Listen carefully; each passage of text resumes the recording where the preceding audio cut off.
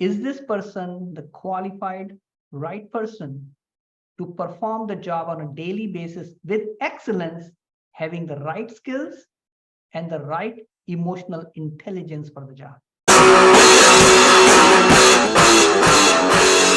The Collaborative Entrepreneur. Hey everybody, welcome back to the Collaborative Entrepreneur. I'm your host, Tracy Currington, and on the Collaborative Entrepreneur, what we strive to do is to build partnerships that grow our business.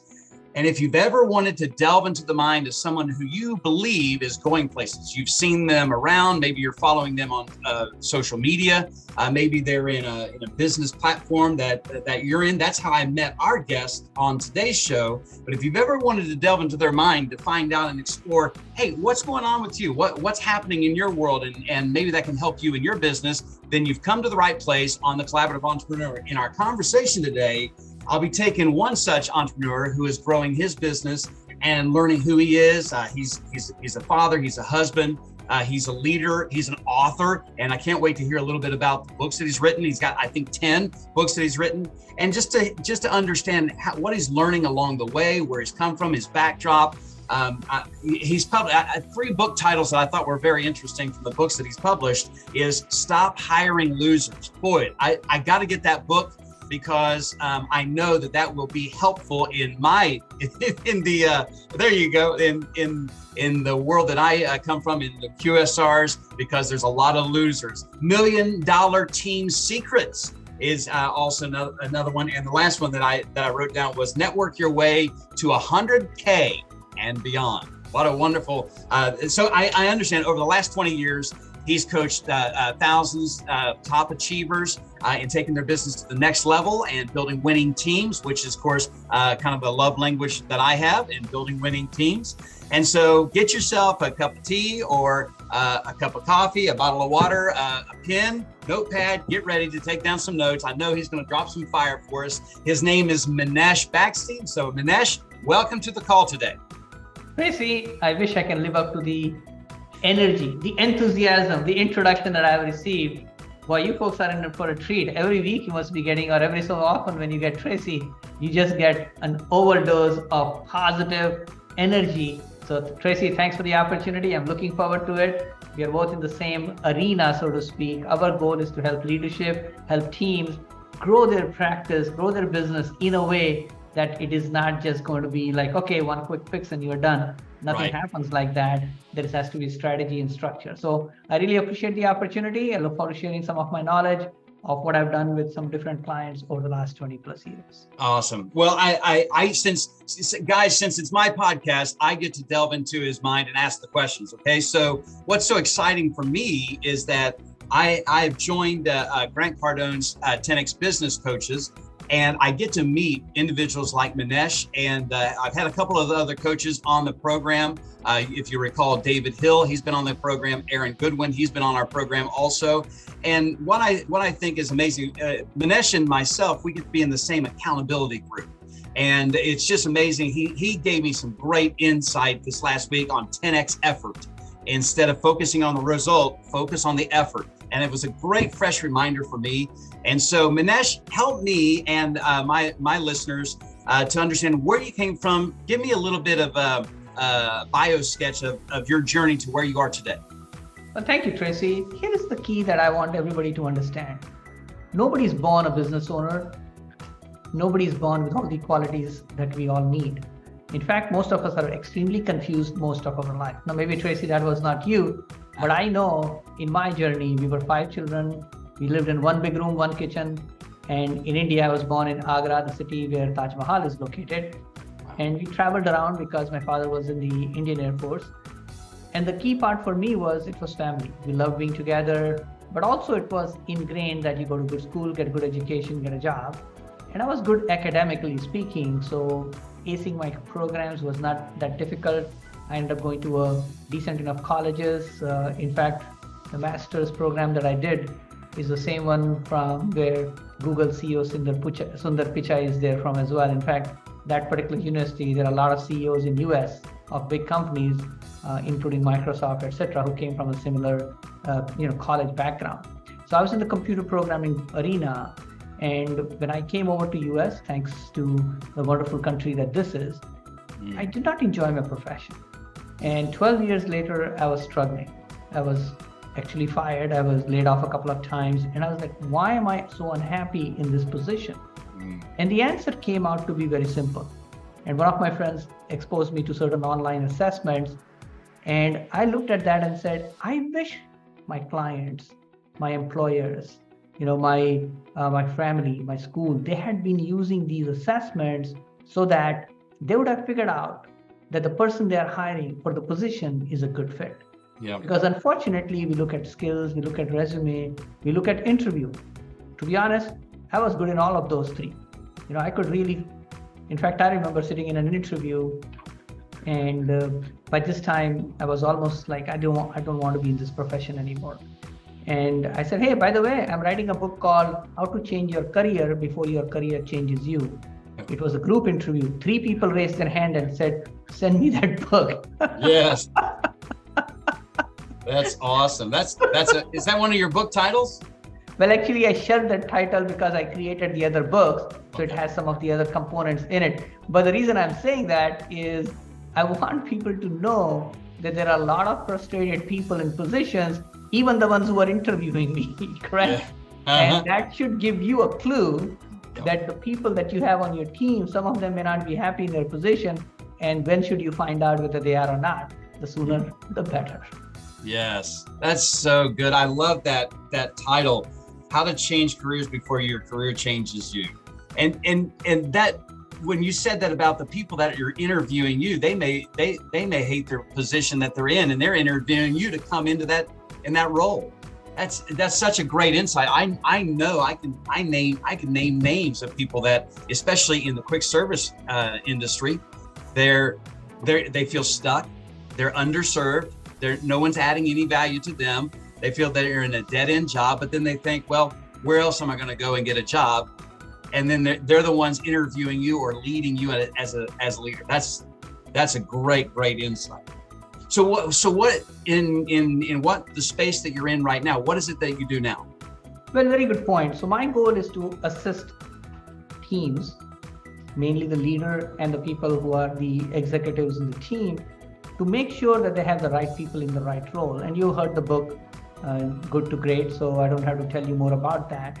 Everybody knows the concept that you have to have the right seat, right bus, right people. Mm-hmm. And what happens is we do a lot of things with people, but we don't really evaluate people on certain assessments that I use, as well as obviously over 20 years, I have created my own insights. Mm-hmm. To understand that, you know what? We need to know a little bit more about the person from an angle that maybe we are not seeing. And maybe there's something we are missing. And if you and I can look at that and say, hey, you know what? This person may look great from what you are looking at, but based on some of the other criteria that your job requires, based on what I have known for so many years with my assessments, you might find out that maybe this is not a good fit. And that, I think, is what the culture needs to be. And people brush through these things. They just think, hey, if I talk to this person, because one of the common questions I get is, Minesh, what are the questions I should be asking in the interview that would make me find out this is the right fit or not? I said, that is the wrong question. And the reason it's the wrong question is interview is not what they do for a living. Do you know what I'm saying? Right. Okay? The first thing which I'm always looking for in a candidate is, do they follow instructions?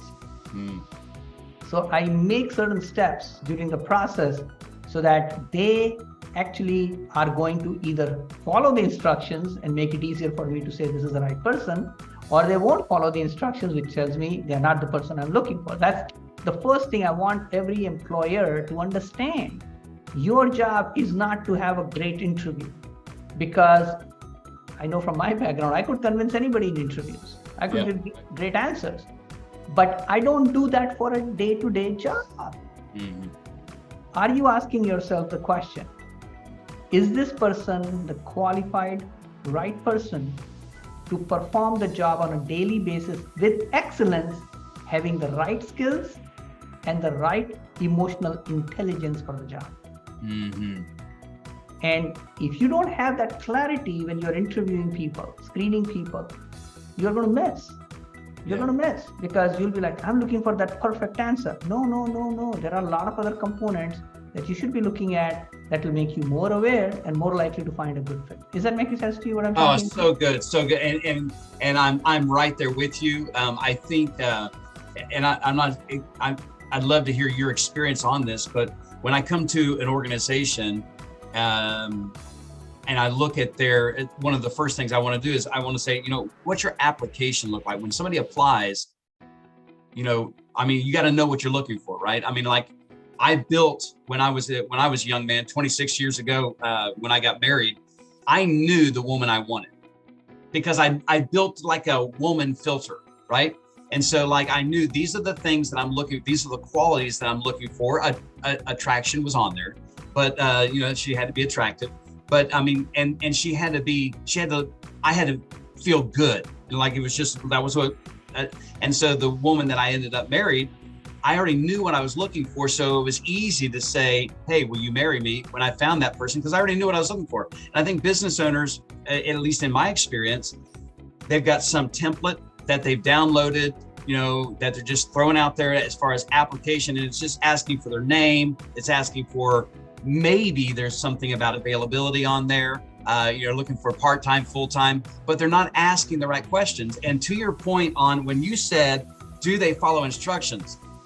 I don't even set up an interview if they don't complete the application. Because you can't follow basic. I asked for 2 referrals and you didn't fill in anything.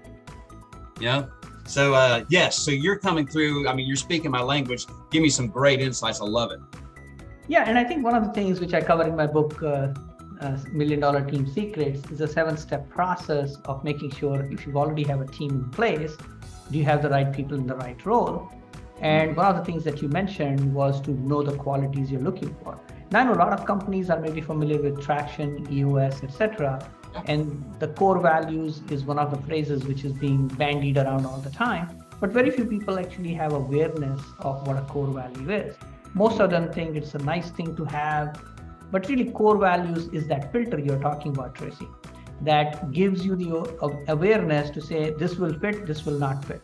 Mm-hmm. And once you have clarity on the core values, and they don't have to be strange words or anything like that, they can be very simple words like, I would say in a way, like you have to be able to explain this. Like when people say high level of customer service, one of them would be, return phone call within 24 hours or less, right? But you have some criteria along with the core value that you are telling me, like work ethic. What does work ethic mean? Hey, they come 5 minutes early and leave 5 minutes late, right? You know what I'm talking about, right? As an example. So when you use these core values, you should not only have clarity about the core value as to general, but you should have specific criteria with each core value that you can say, does this person possess or not possess the core value? Yeah. And if you don't possess it, they won't stay in the team long either. I have where you're coming from in the space. I got to get your books because especially on that 7-step process, because these are some of the things that I take into corporations and companies, and I ask about the core values, and they're like, let's see, where did I had those around here. They're not here, right? They're not even here. They're like, oh, if I had the playbook, if I had the, our policy manual, I could tell you what they are.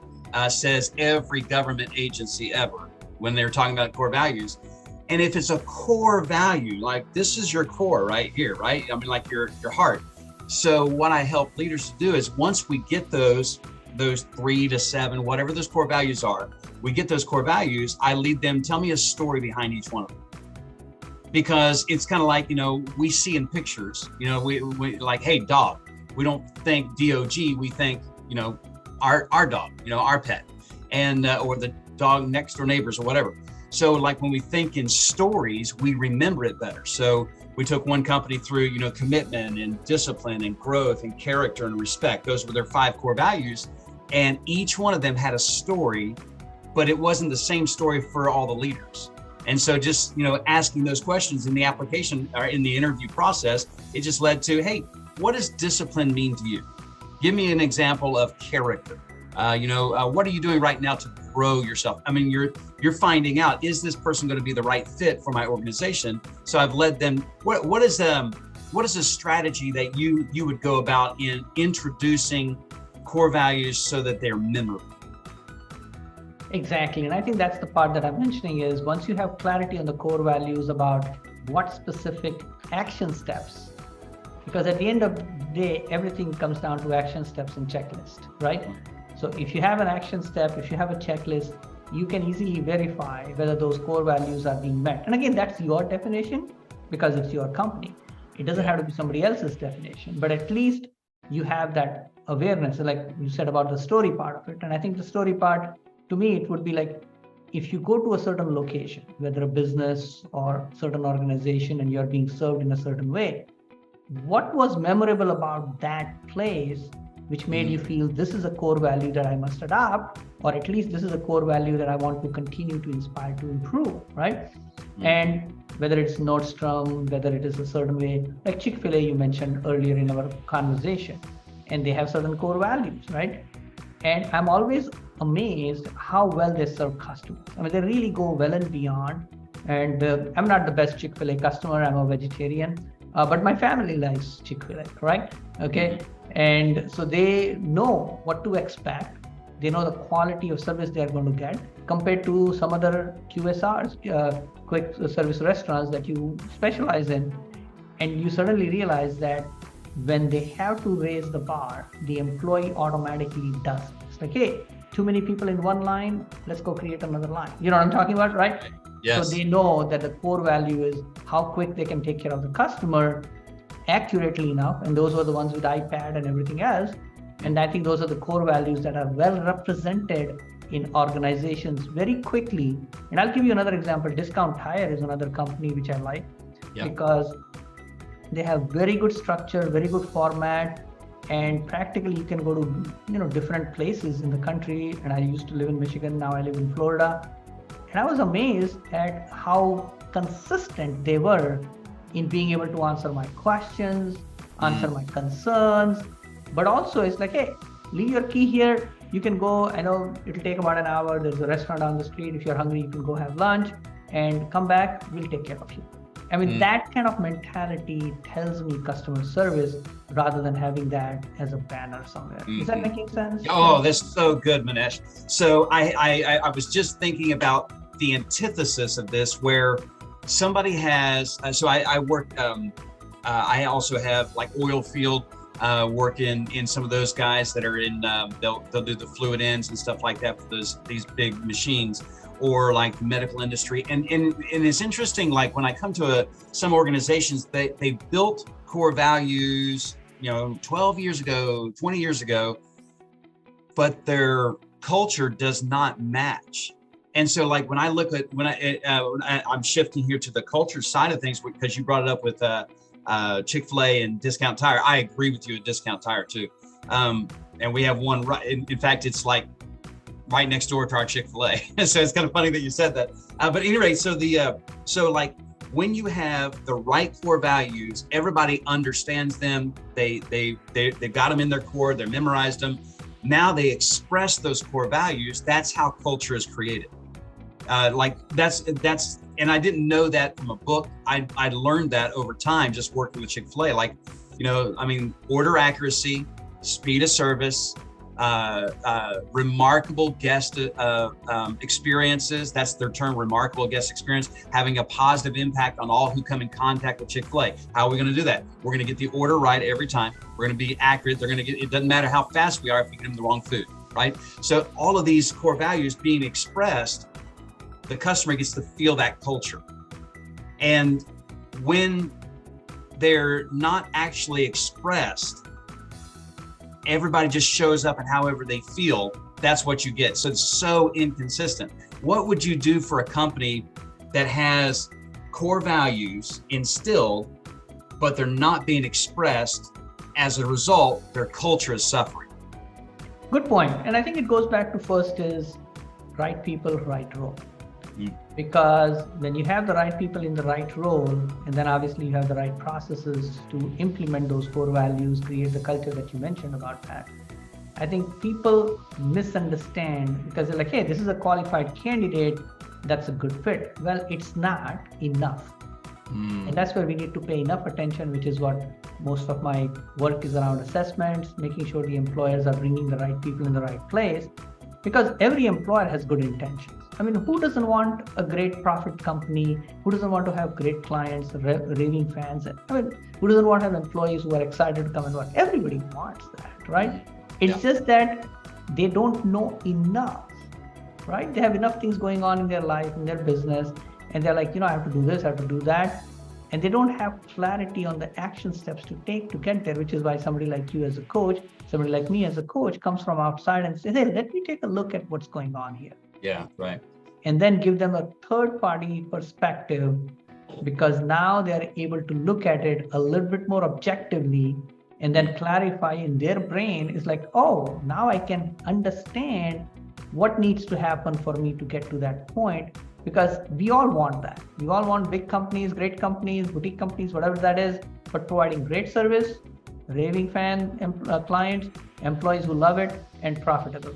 Who doesn't want that? And I think it's easy for us to mistake that it's just automatic.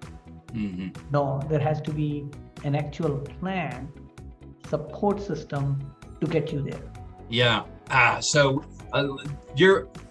where we're moving, it's like our minds are blended, because the way that I think is the way, like, and by the way, the questions that I had for this interview, we're not even touching those because this is just too good.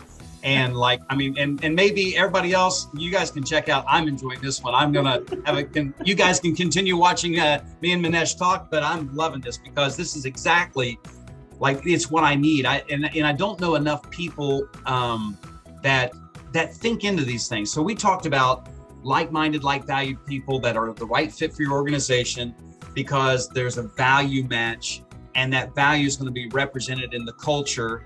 And then you talked about following the plan. So when I think of, like, you mentioned something about processes, like it comes down to your action steps and your checklist. That's what you said at the end of the day. It comes down, and I really, that's my business model is I help you grow your revenue by creating raving fans, developing quality leaders, building a healthy team, and then building those repeatable processes to where the same experience, doesn't matter who's behind the counter, they get the same experience every time.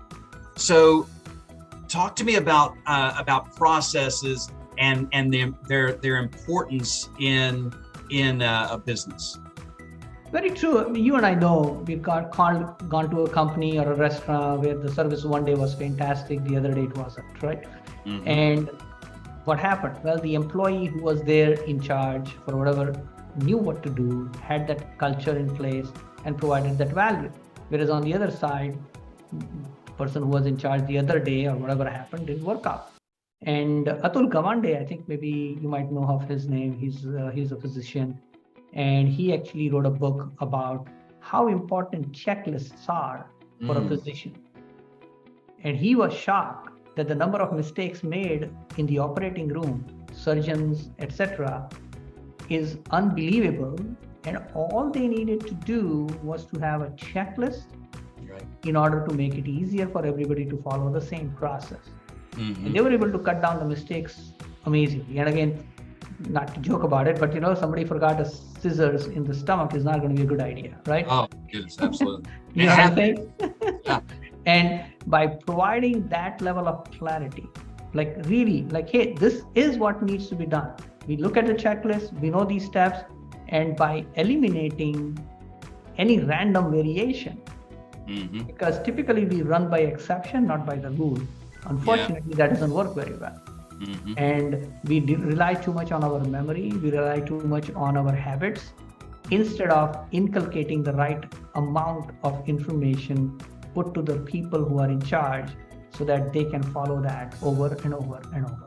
So businesses which do well have those proven processes in place. People who don't. It's not going to be too complicated. I'm guilty of making mistakes just like everybody else. But for example, if I had to write a book, I've published over 10 books now. I know the process. You know what I'm saying?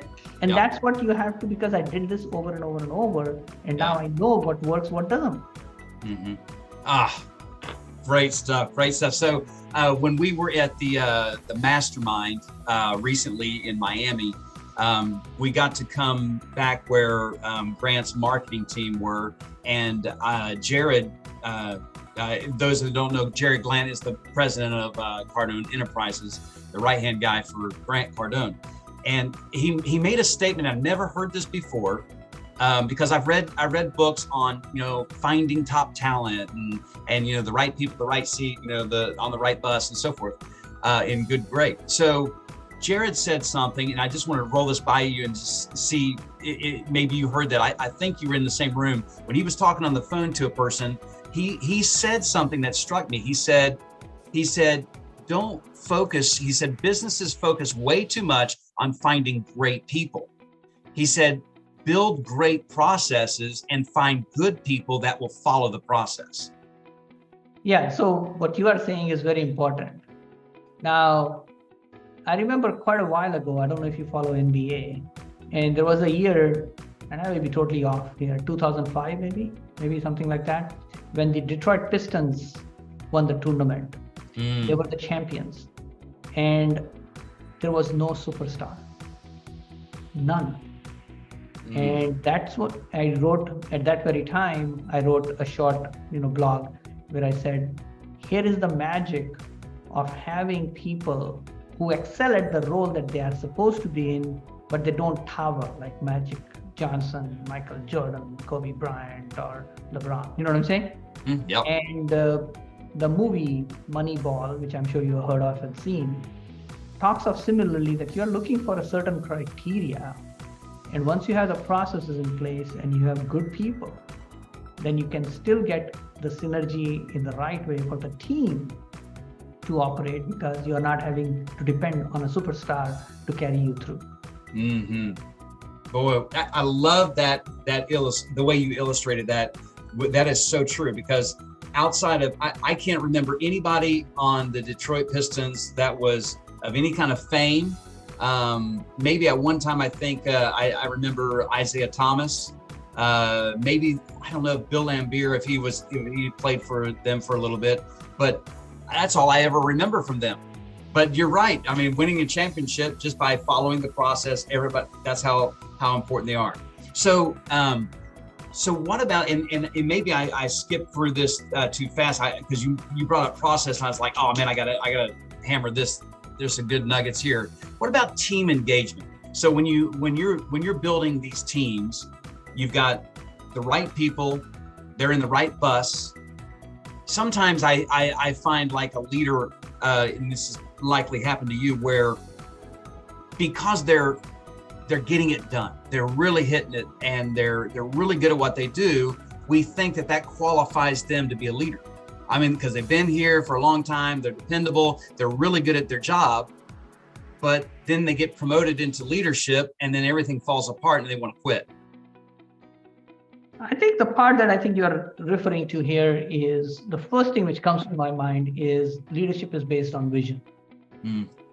And until you and I are very, very clear on the vision, do you see what I'm saying? Right? Okay. Nothing really changes. And people talk about vision in very,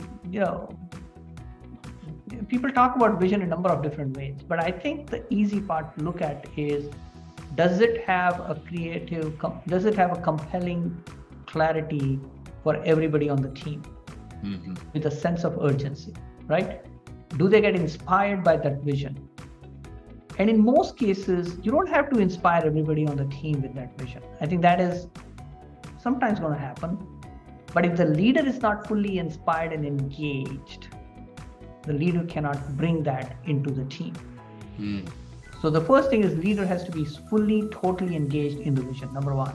Number two, they have to be communicating that vision as their life depends on it.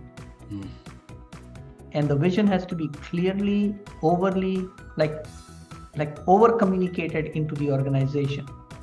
Just like you said, the order has to be right the first time, as an example of one of the qualities, right? Same thing with the vision. It's like, hey, we are the number one quick service restaurant in the business. It's like whatever that is. That is so, because until you can inspire people with a vision that everybody can at least have enough buy-in, you can't engage them. And people buy in based on heart.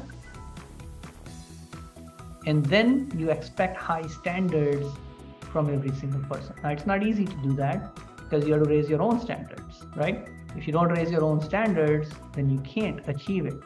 And that's one of the reasons I was watching Tim Grover. I went to one of the events where he was the speaker, the author of the book Relentless, but he's also the famous personal trainer behind Michael Jordan, Kobe Bryant, and others. Yeah. And what he's talking about is these people play at a level that their life depends on it. They're obsessed about it.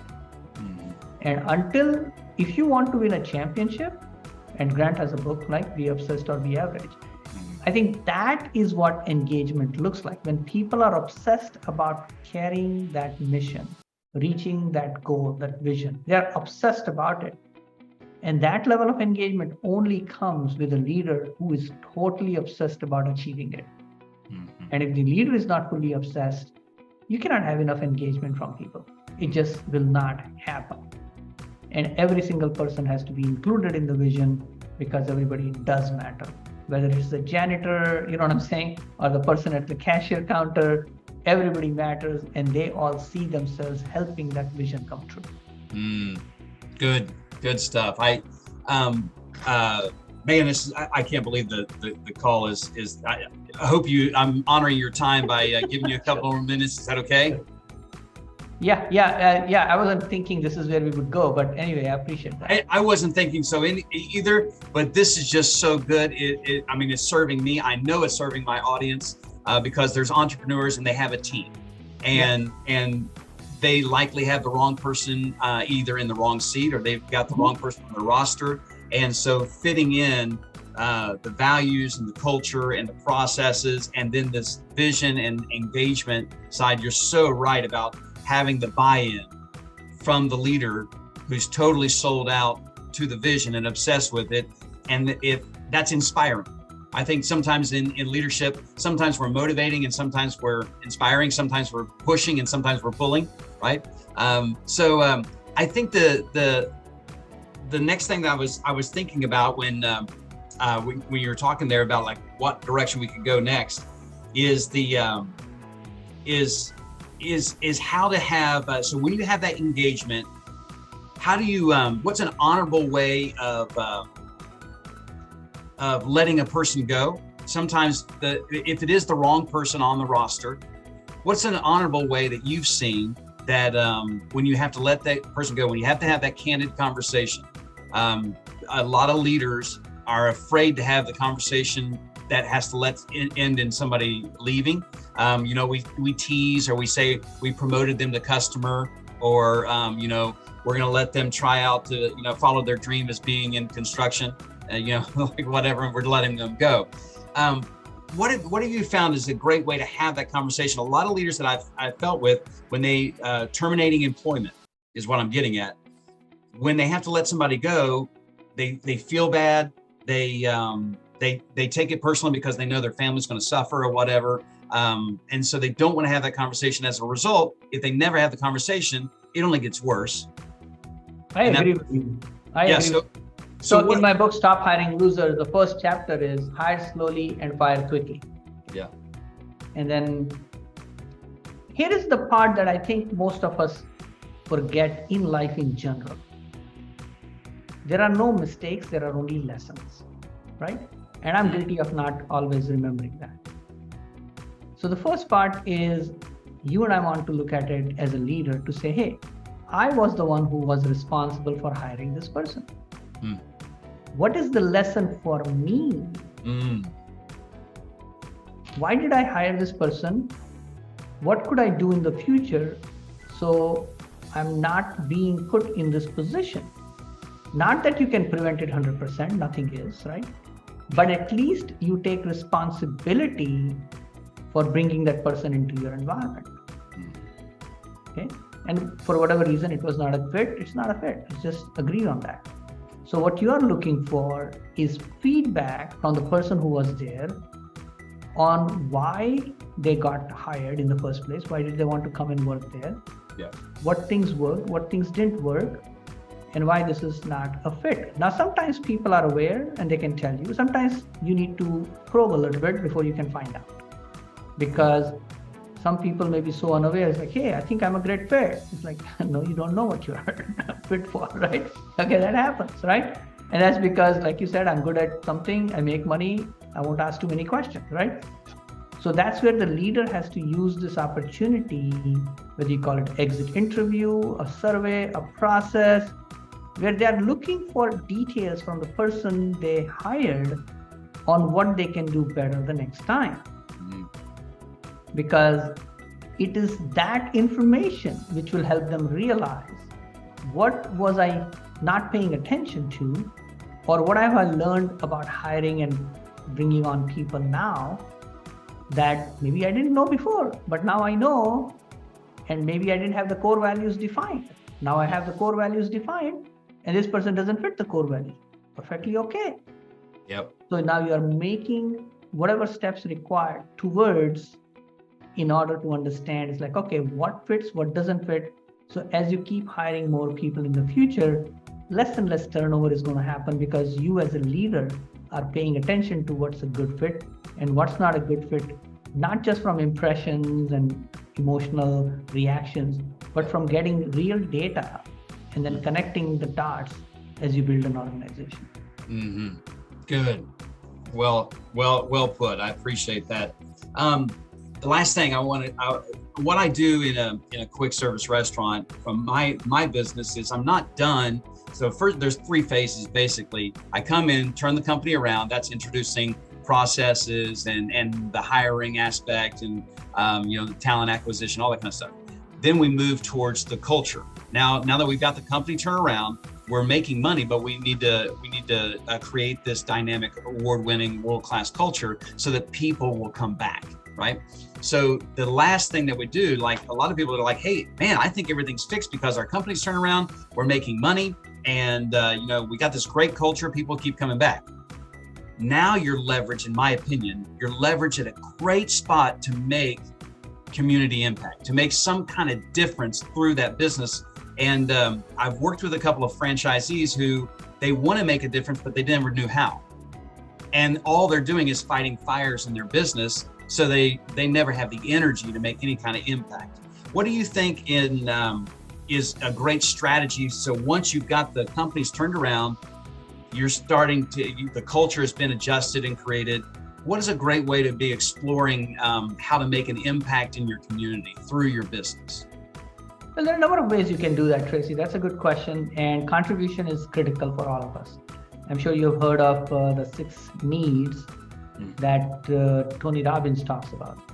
The first one is certainty, which means that you don't feel like, oh, will I have a roof over my head? Will I make money this month?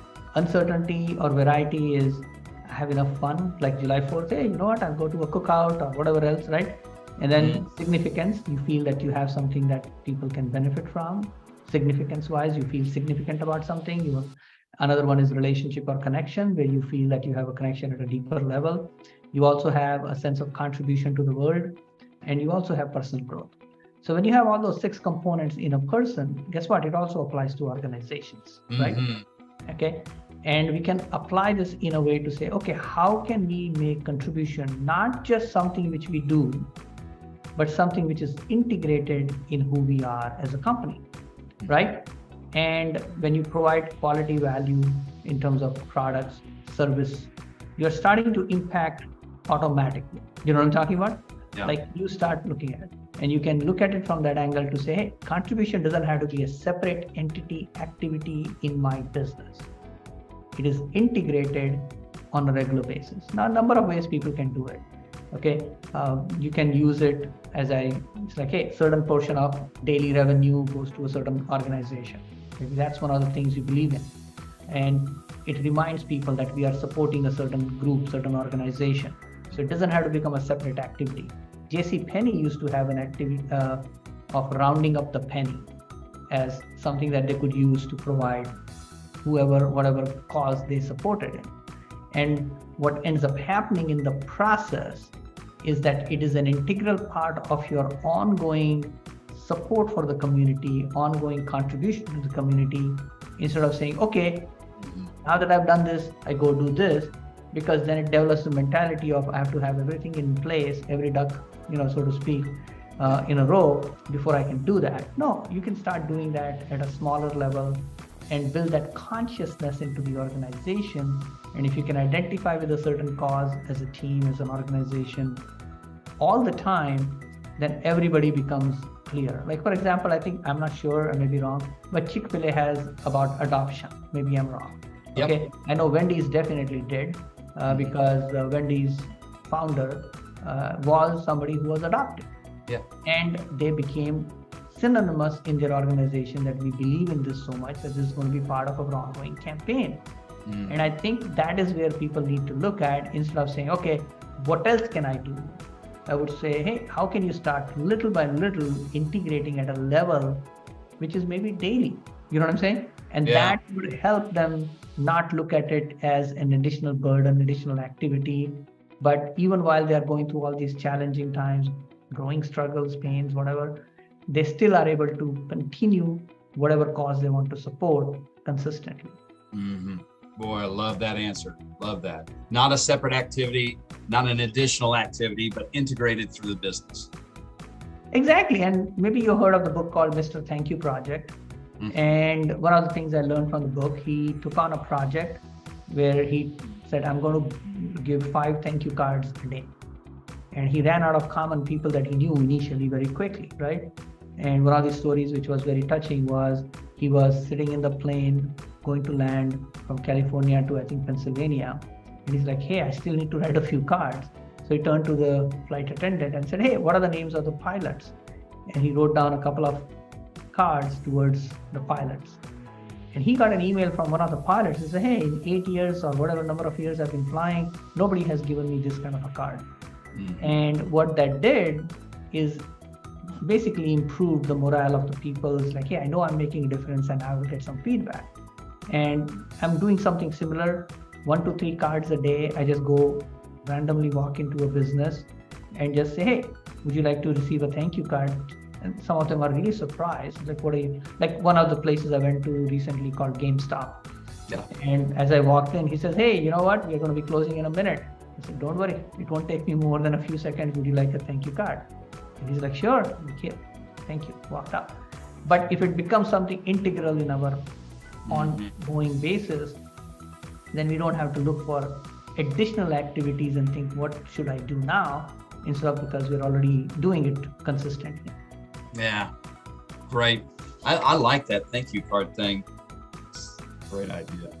Yeah, and my daughter taught me something very interesting, because one time I was like, no, I haven't written the card yet. And she taught me very well that just write 3 cards early in the morning. They don't have a name on it. And I keep it in my bag. So wherever I'm going, I have it. That is great. Great idea. Guys, I hope you're listening to that. That was golden right there. That's a good practice. But Minesh, I know we didn't get to, guys, Minesh also has, I think he goes lives just about every day with prospecting and following up on leads. And there's just so much that he has to offer. Minesh, if someone is watching this right now, maybe they're a young person, maybe they're not, maybe they're like you, they're stuck in a job that they went to college for, they feel trapped, they feel stuck. They're just like, they're asking what you asked. Why am I not happy? Why am I not happy with what I'm doing? What is some advice that you could give them as far as exploring that? Maybe it's an assessment that they need to take just to find out what they want to do. What would you tell them? Very good point. In fact, just today, a gentleman called me up and he said, Minesh, my friend Cleve told me to contact you because after 17 years in the bank, he has been prod deep, he's no longer there now. Okay, he's looking for other options. And he said, you have the assessment that can help me become more clear on what I can do. I said, sure, I would love to be able to help you with that. And because I know he's not like just a 20-year-old looking to start, which is fine. Mm-hmm. But also at the same time, he's somebody who has enough knowledge, experience, and values himself, but he wants to not put himself in a place where he will not be happy again. And that's why he's going to be doing the assessment. And as a side point, I'm just completing a book called 7 Critical Career Skills They Do Not Teach in School. And the idea is, the first skill that I'm talking about is know your strengths and weaknesses. And sometimes one assessment will give you, but it definitely will be helpful if you talk to a coach and hopefully over a few sessions, because what your understanding of your strengths and weaknesses are may need to be a little bit more broadened or maybe sharpened based on the input from the coach, because the goals that you have, if your strengths and weaknesses are not aligned for those goals, you could end up in challenging situation. One of my goals might have been to be an NBA champion. Well, my height, 5 feet 3.5, doesn't really work very well. I know there was one NBA player that you might have known, Bugs. Have you heard of Bugs? I think Bugs is his name. Yeah. Bugsy Malone? No, he used to play for New Jersey Nets or New York Jets. I don't remember now. And Bugsy Mogs or Bugsy Bogues, something. I'm trying to remember. Oh yes. Yeah, and he's about my height, by the way. Yeah. So he didn't make it. You know what I'm saying? Yeah. Bugsy Bogues. I'm looking at the height here. It says 5'3". Yes. So he's slightly shorter than me, and I did actually meet with him and take a picture with him. So he's a rare exception, but in general, slow, short people are not going to do very well in NBA. So knowing your strengths and weaknesses and aligning them to the goals that you want is going to be helpful to you. Yeah, so good. Thank you so much for that. I love that. Knowing your strengths and weaknesses, that's a difficult challenge. It's a difficult challenge for you to be honest with yourself, to know, what am I good at? And I think that there's some, I think what everybody wants to be, America's Got Talent. So when you see these people coming in and you're like, man, I wish they had a friend, somebody to tell them that you can't sing, right? I mean, that's not a strength. That's not a gift that you have, or you need a lot more practice and everything. And so there's this private perception we have of what we think we're good at. And then there's this public opinion about what other people think we're good at. And it's interesting to have those two together. And I know that comes from, I do a lot of work with DISC, personality assessment. And so you get the private, the public, and the perception of who you are and what your strengths are. So how can some, and I got to have you back on the call because we didn't even graze the surface. You're a man filled with wisdom, much more than what I thought we were going to get into in this call. So thank you today for this. How can people get in touch with you? They can find you, get your books, learn more about you. Very good point. I mean, my website is mbaxi.com, which is my first name, initial M, and Baxi is my last name, mbaxi.com. Obviously, I'm on LinkedIn, Facebook, and if people have questions, they can use my cell phone. I'll give it to you right here, 248-866-0063. And they can get in touch with me if I can be of support to them. Generally, the ideal person I'm looking for is an organization, a business owner who is saying, hey, you know what? I have good people, but I'm still not able to scale my business because there is something missing in the way either I'm hiring, onboarding, training, and that's really my focus. Mm-hmm. Oh, great.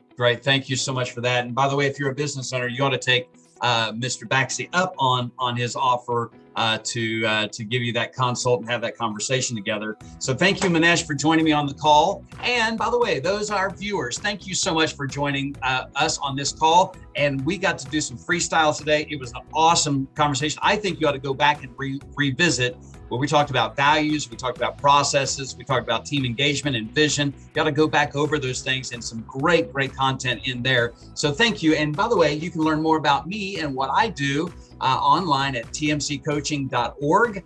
You can also email me at tracy@tmccoaching.org to where we can connect and find out how I might be able to better serve you. So until next time, you guys, surround yourself with great people just like Minesh, who can elevate your thinking and inspire you to dig deep and do more. We'll see you next time. On behalf of Tracy, thank you for watching this episode of the Collaborative Entrepreneur Podcast. Be sure to like this video and turn on notifications for future episodes coming out every Tuesday at 7 p.m. Central Standard Time. If you want to learn more about Tracy and the work that he does, you can find us at 180turnarounds.com. Also on all social media platforms under 180 Turnarounds. If you want to get in touch with Tracy about being on the Collaborative Entrepreneur Podcast, you can do so by emailing us at tracy@tmccoaching.org. Let us know the industry that you're in, as well as some wins and learns that you've had along the way. So until next time, let's win together.